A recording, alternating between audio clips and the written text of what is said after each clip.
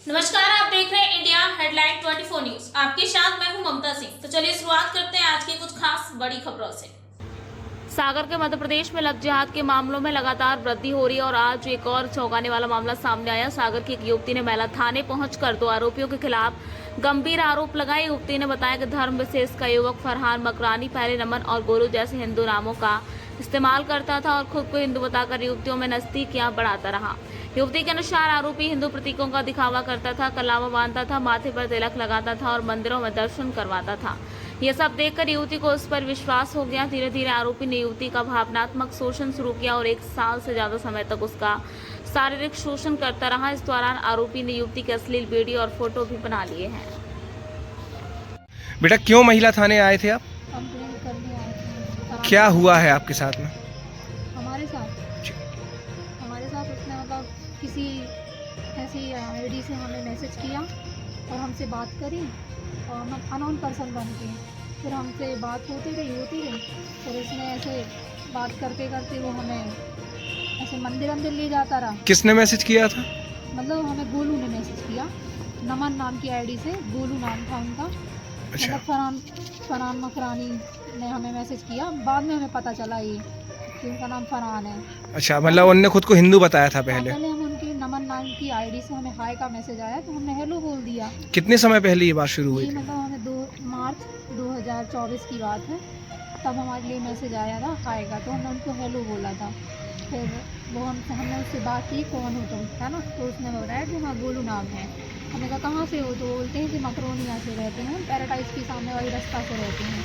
इसके बाद वो हमें अच्छी बातें करते रहे, हमसे घुमाने ले गए, दोस्ती करी, हमसे बात करती रहे, अच्छे घूमने गए, मंदिर गए, हर जगह, तो है ना। आपको इनका असली नाम कब पता चला? हमें इनका असली नाम अक्टूबर में पता चला, तो हमने इनसे बात बंद कर दी।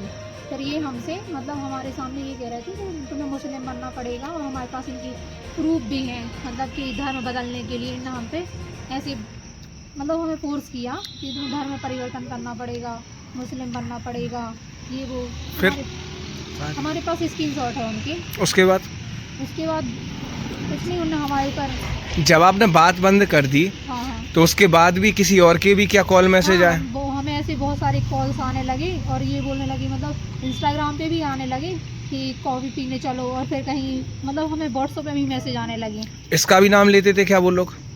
नहीं, हमें नाम नहीं लेते थे, बस हमें मैसेज आते थे कि वो ये बोलते थे कि अरे मतलब ऐसा हो गया है, अब वो ऐसा वैसा उल्टा सीधा बोल के फिर ऐसे। और हमारे अलावा हम बस नहीं है कि उसकी हम वो है, हमारे अलावा बहुत सारी लड़कियां उसकी हिंदू गर्लफ्रेंड रही हुई है। आपका भी नाम बदला है क्या उसने? हाँ, मेरा नाम बदला था, अलीज़ा नाम रखा था।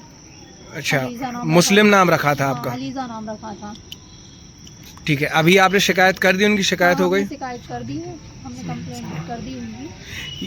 लगभग 1.5 से 2 साल का आप बता रहे हैं आपके बीच में संबंध रहे, तो क्या इस बीच आपका शोषण भी किया उन्होंने? कोई फ़ायदा उठाया?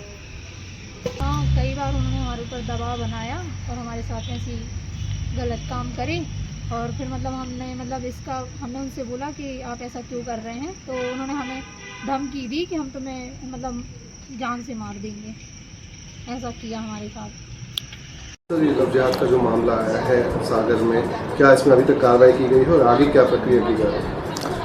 कल एक बालिग बच्ची जो है, जो कॉलेज में पढ़ती है, उसकी तरफ से एक मामला पंजीबद्ध कराया गया है। उसमें जो है 2 लोगों पे मामला पंजीबद्ध हुआ है, 64(2)M 351 35 BNS के तहत और 35 मध्य प्रदेश धार्मिक स्वतंत्रता अधिनियम 2021 की धारा इसमें लगी है। उसमें एक आरोपी जो मुख्य आरोपी है उसकी गिरफ्तारी हो गई है और उसको जो है हम मेडिकल करा करके JR में कोर्ट में पेश कर रहे हैं। भाई साहब, ये सागर में एक और लव जिहाद का मामला आया है, भोपाल में भी इतना बड़ा मामला निकला, सागर में भी लगभग उसी तर्ज पर ये समझ में आ रहा है, क्या कहना चाहेंगे? आपका विधानसभा क्षेत्र भी लगता है। देखिए, ये गंभीर घटना है, सरकार की ये मंशा है और इसलिए कानून लव जिहाद का आया था और पुलिस को सजगता से इस पर कार्रवाई करना चाहिए। ऐसे और भी अन्य प्रकरण हैं, हमें ऐसे अनेक संगठनों ने इस बारे में बताया है। ये ऐसे बहुत से प्रकरण हैं और पुलिस को तत्परता के साथ इस पर कार्रवाई करना चाहिए। अभी जो ये नया मामला आया है, मुझे लगता है उस पर FIR हुई है लेकिन ऐसे और अन्य मामला है और इसके मूल जड़ में और कौन कौन लोग हैं उन पर भी एक बार पूरी विस्तृत जांच कराकर उन पर कार्रवाई होना चाहिए। वैसे भोपाल और इसमें एक अभियान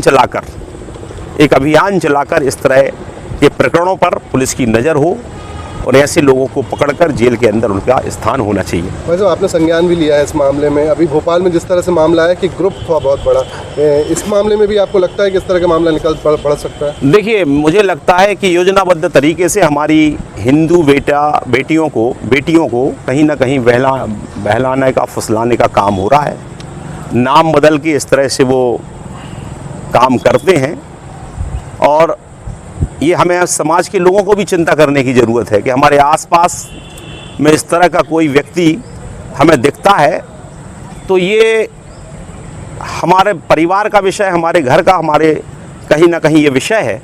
इसको कहीं भी इस तरह की कोई विषय होती है तो समाज जीवन में जितने भी लोग हैं उनको भी इस बात की चिंता करना पड़ेगी। मैं आपके चैनल के माध्यम से ये भी आग्रह करना चाहता हूँ, हम मूक दर्शक बने नहीं बैठ सकते हैं।